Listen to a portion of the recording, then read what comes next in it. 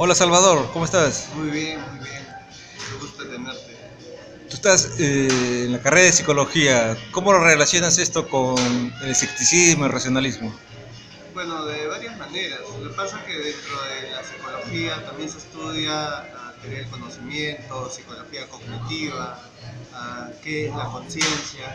Entonces esto va de la mano con el escepticismo, ya que gracias a la psicología cognitiva podemos saber cómo las personas construyen su realidad e interpretan la realidad por medio de sus creencias, y también sabemos cómo las creencias afectan cómo se sienten las personas,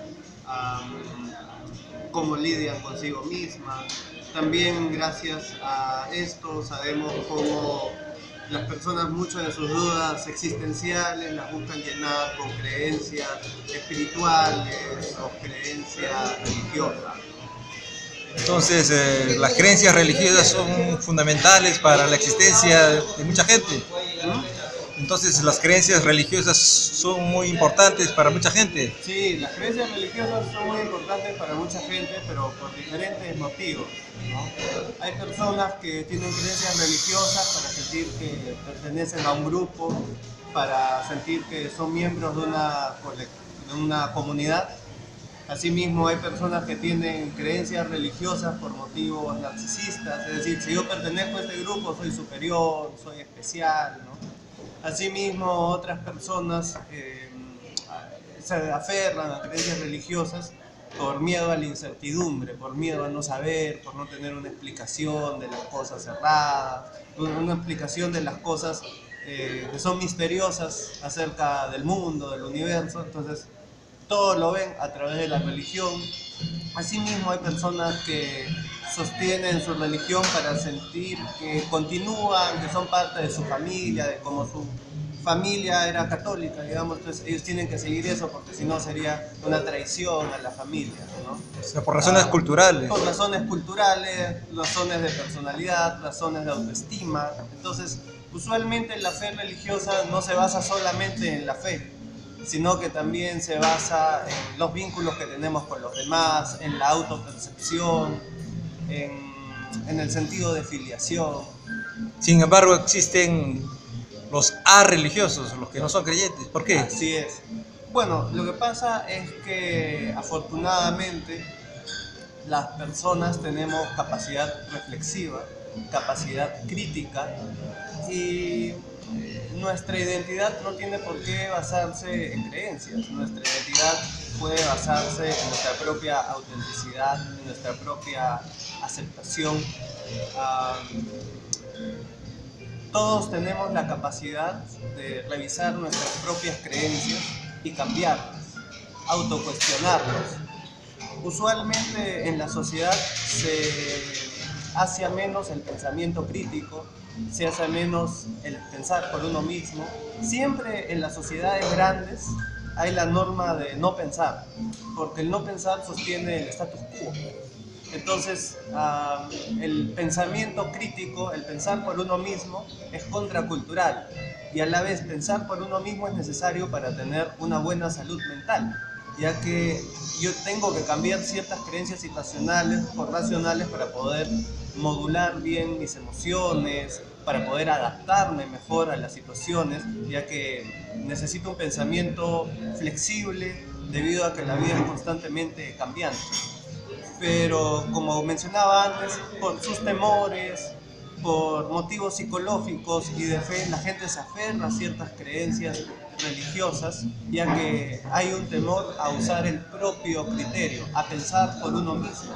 Es más, incluso dentro de la fe hay diferentes maneras de vivir la fe, hay diferentes maneras de vivir la religiosidad, hay diferentes perspectivas teológicas, pero incluso a ese nivel la gente tiene un muy fuerte temor de pensar, de autocuestionarse si es que la manera que está viviendo su religiosidad es adecuada, debería flexibilizarla, o debería matizarla. Sí.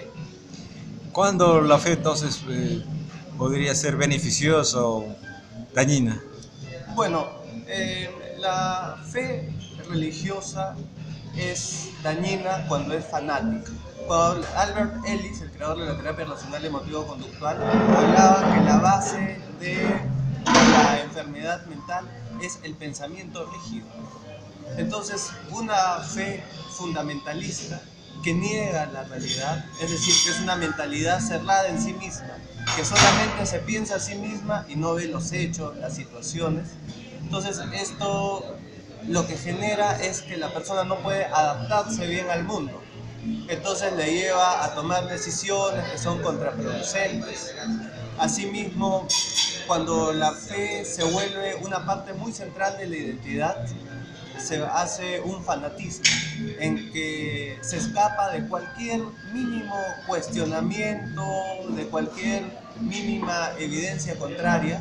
Entonces se va armando un narcisismo en que toda la aceptación de la persona se va depositando en su creencia religiosa, lo que genera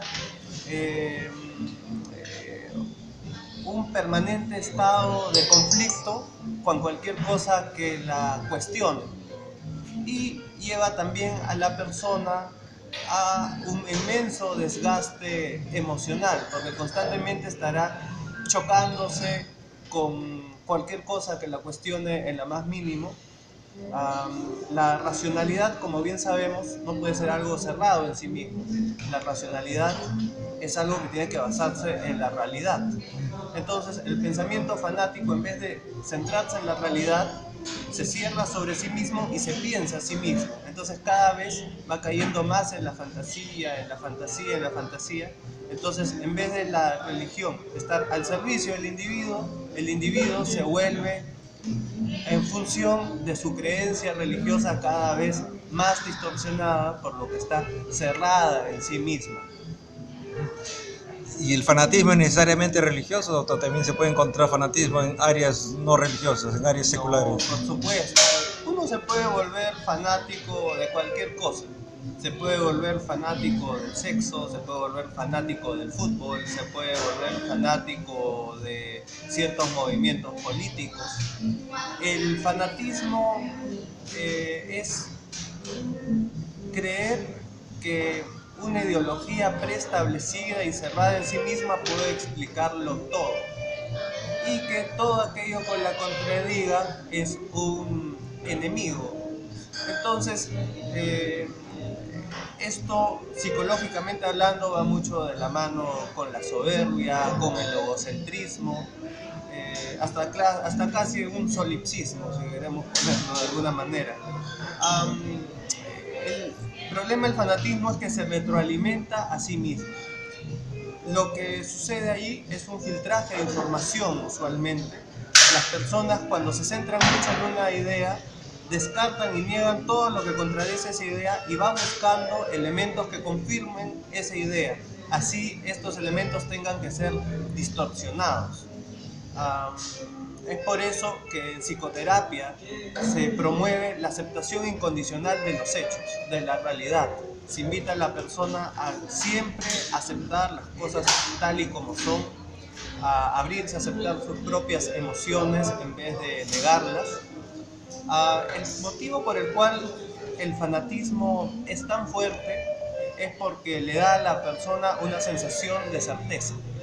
La condición humana es azarosa, la condición humana está basada en la incertidumbre, es decir, todo puede pasar en cualquier momento.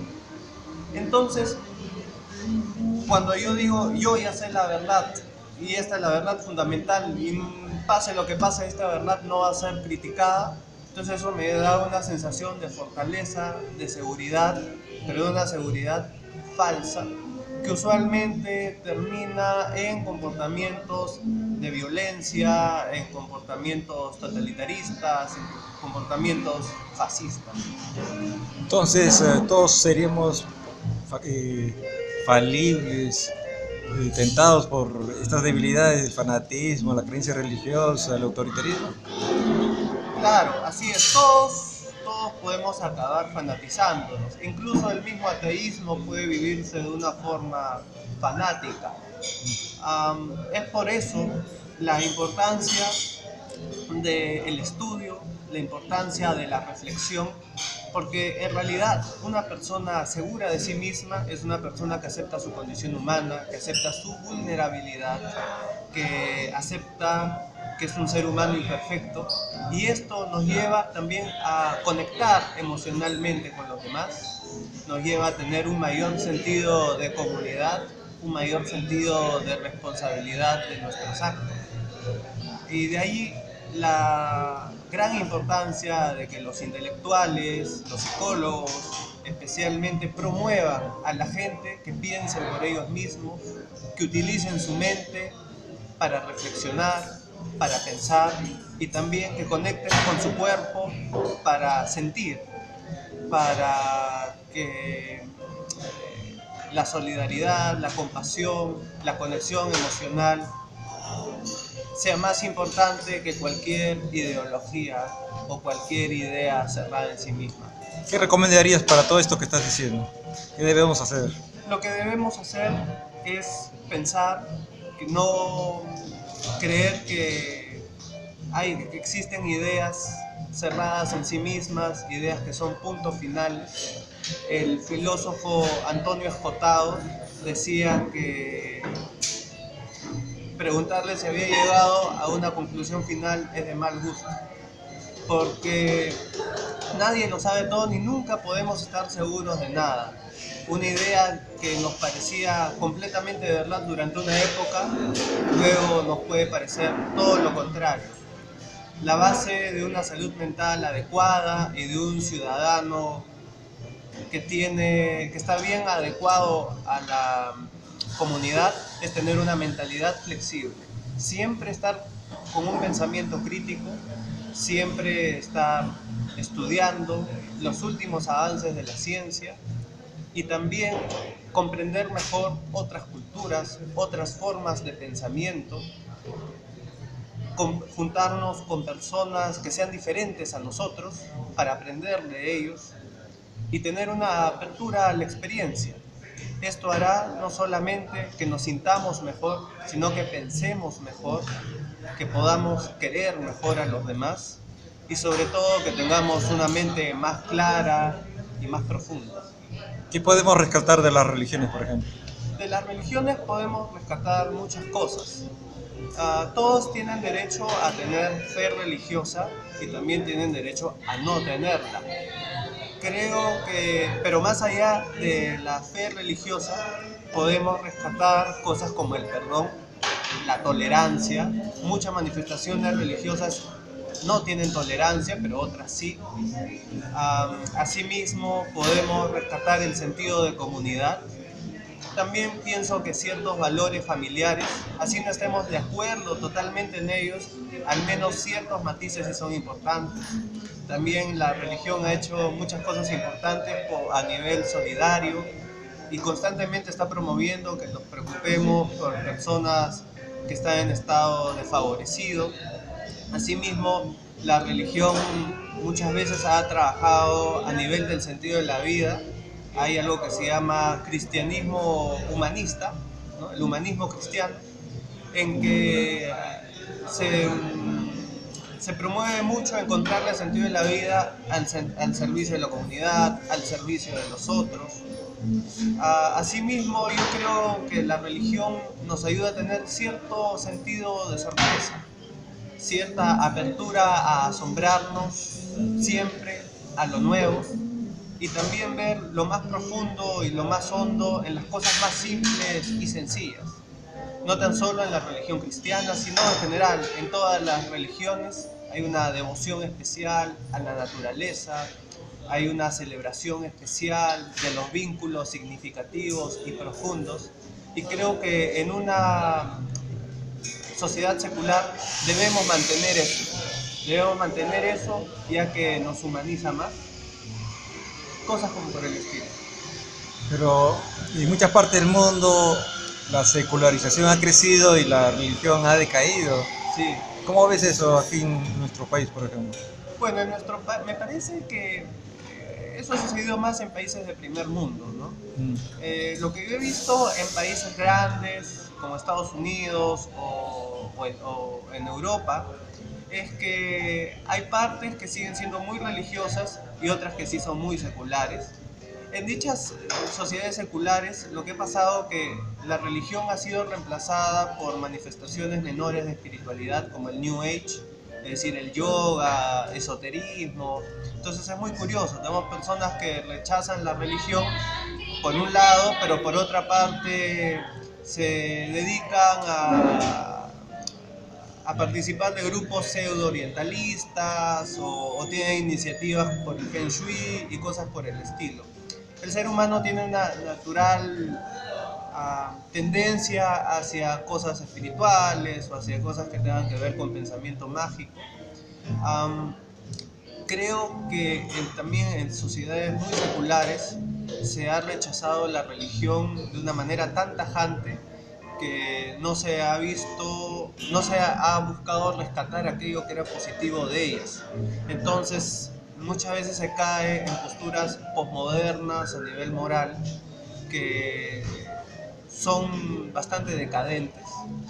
Y pienso que incluso el más ateo de los ateos no debe dejar de reflexionar algunas de las cosas positivas que la religión se ha podido darnos.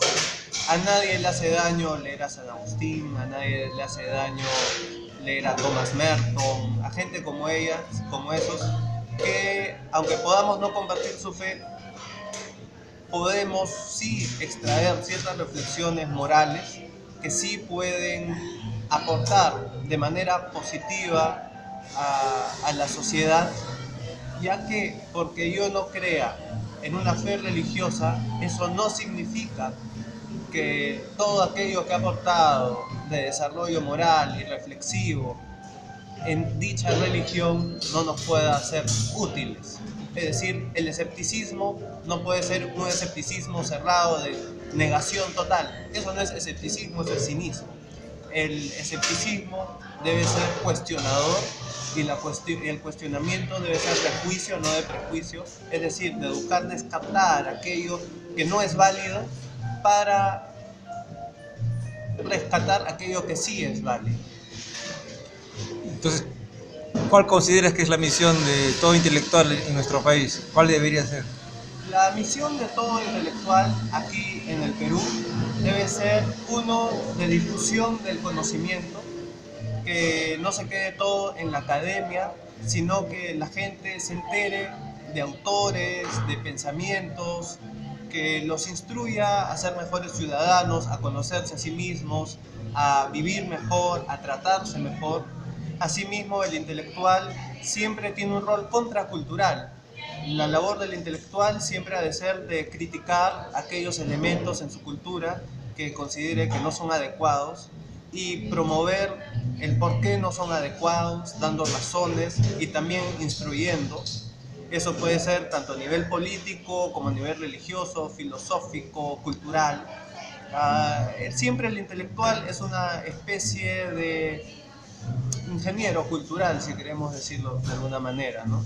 Asimismo, el intelectual debe ser alguien que no enseñe qué pensar, sino cómo pensar. Es decir, que enseñe a las personas cómo pensar con lógica, cómo autoanalizarse, cómo reflexionar. Y por último, el intelectual creo que en nuestro país puede ayudar muchísimo, especialmente en comunidades que han sido hechas a menos injustificadamente, como puede ser en el interior, en el Ande, en la selva, para ayudarlos a